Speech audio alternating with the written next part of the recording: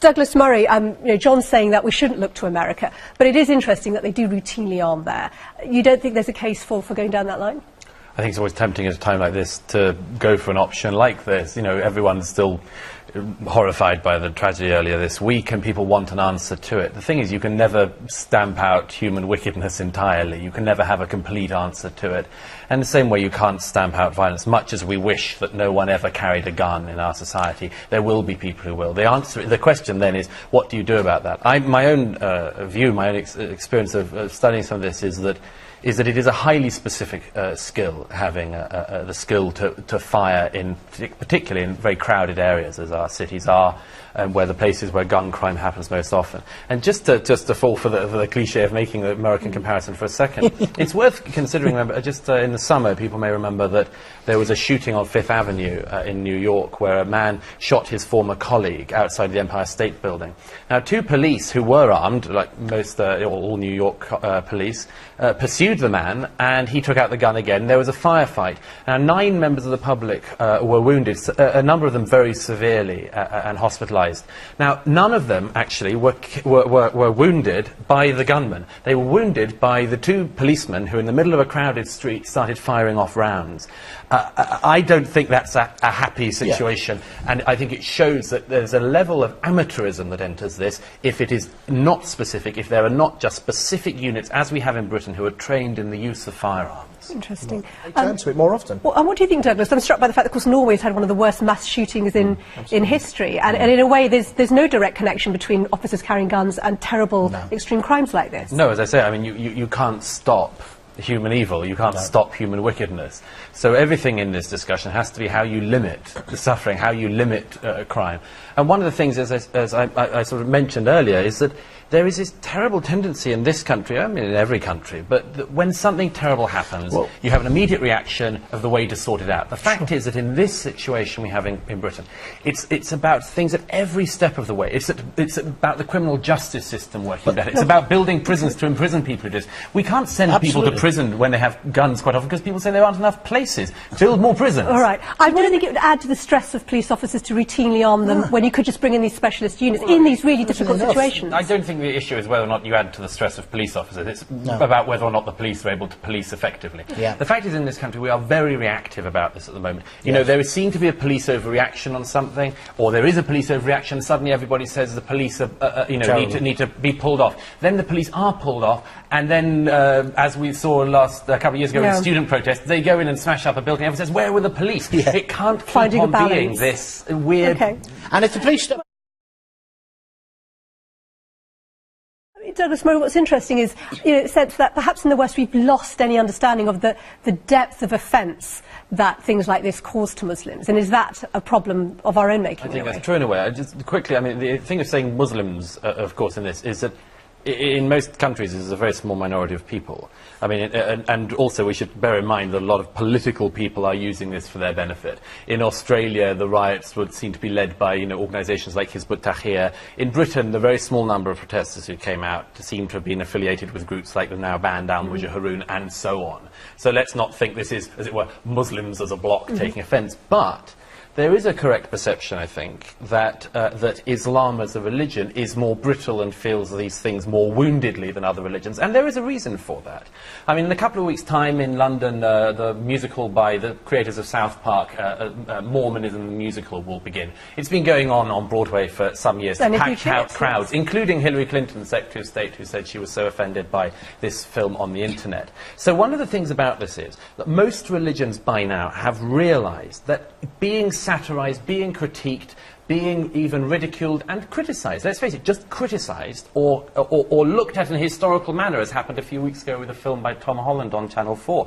Even these things are felt very woundedly, and that's because all other religions, apart from Islam, have been through this period of criticism and have, as it were, come out to some extent, not completely, at the other end. Islam has not been used to this process, historically. It is not used to the idea that your deepest feelings can be trodden upon, and that is a right that people who do not share your faith Douglas, have. what on earth are you talking about? Because how can Islam, which is a faith, it's a religion, it's an ideology, it's a way of life, you cannot talk about Islam in these broad, sweeping generalizations. civilization. you talked about Muslims in quite a sweeping Islam doesn't definition. feel things. Individual Muslims do. People who are mothers and fathers. Can I get Ajmal? If I could just Go ahead, very Douglas, and I'll bring quickly Ajmal in. respond to that, because it is a very important point. There are lots of different strands of Islam, but in every Islamic society, and in the world today, and historically... Do you mean Muslim majority No, let him countries? finish. No. Muslim Islamic societies? societies, it's societies that have Islam within the rule of law, countries like Pakistan where Islam is a very important part of the constitution and of the governance of the country.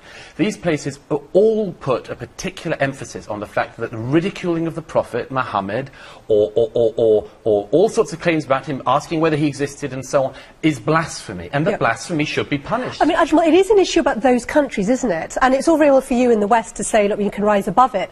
But in Pakistan, in Yemen, in these places where there's been violence, they can't, can they? I've got simply 3 points to make on this particular discussion. I think there's one correction for Douglas's information. Islam has been through 1400 years of critique, discussions and debates, internally and externally.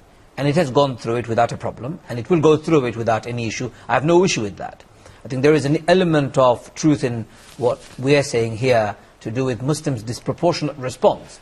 The reasons these responses are particularly prominent in countries like Pakistan, Yemen, in Bangladesh, has more to do with politics than religion. Let me give you an example. Very briefly. Most of these countries are ruled by dictators and despots. Illegitimate governments, corruption is rampant, poverty is acute, no opportunities for people to make a better future for themselves tomorrow. And don't forget, the drones attack that has dominated Yemen and Pakistan has also exasperated frustration. So what we are now seeing is a political response using this as a pretext. As an excuse. But Prophet Muhammad, let me put it clearly, Yeah. Prophet Muhammad doesn't need our defense. Okay. And God doesn't need our defense. All right, what we let's need to do is answer defend that. ourselves. Okay. Absolutely. The second point you make, I think, is perfectly valid. The first, I think, is not.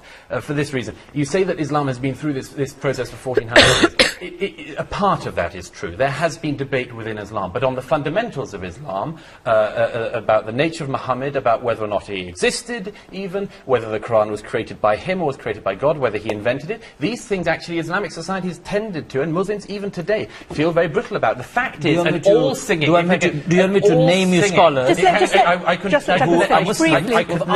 Douglas just finish, yes, please. and I could name them back, and many have suffered for raising these questions when they have. The fact is that we can put it this way: an all singing, all dancing Mormon musical is a threat to nobody. Nobody thinks that Mormon mobs are going to go and kill anybody, or threaten to. But there is a risk, and it is a legitimate risk in the world today, that an all singing, all dancing Muhammad musical in the West End might not go off so well. I want to give Douglas the last word on this. It comes down to a very fundamental point. Most people in this country are not Muslim, most people in France are not Muslim, and so on. We don't believe that Muhammad, if he existed, heard any angels speaking. It's the opinion of those of us who are not Muslim that he obviously either made it up or something else. Now, we think the same thing about Mormonism. Atheists obviously will believe the same thing about Jesus and about Moses and so on. But nobody has a problem saying, I'll make a film about Moses where he's made up the Ten Commandments. It was done very well by Mel Brooks. But nobody has a problem now watching a film saying that Jesus made it up. But they do have a problem, and we have a problem of censorship and self-censorship, because people are afraid to say that Muhammad made it all up, and the response to that, they know, is that they will stop saying it, they will pretend and hope they won't get any trouble, because they will pretend that they are sort of believing Islam. They'll say the Prophet Muhammad. They will try not to cause any offence. All right, well, we'll have to leave it there. No, we have run out of time on this. The only thing I would say is we have run out of time. It is interesting that we're 22, 23 years after the Satanic Verses affair, and here we are embroiled in a discussion with Fari as well. We can't fight constantly. But thank you all very much for your contributions on that. Douglas. Well, I mean, there are all sorts of problems with our exam system. Mohammed is entirely right. We are slipping in the world, in our league tables and so on. I think that one of the things that should be stated is that anyone who defends the status quo, as a lot of unions and so on do at the moment, should know that they are defending a status quo which is failing. I mean, 1 in 5 children leave our schools functionally illiterate.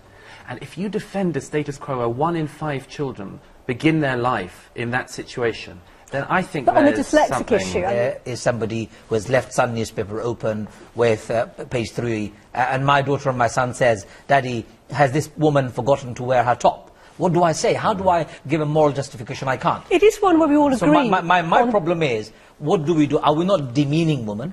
Are we not trying to sell newspaper by reducing women to breasts in that way?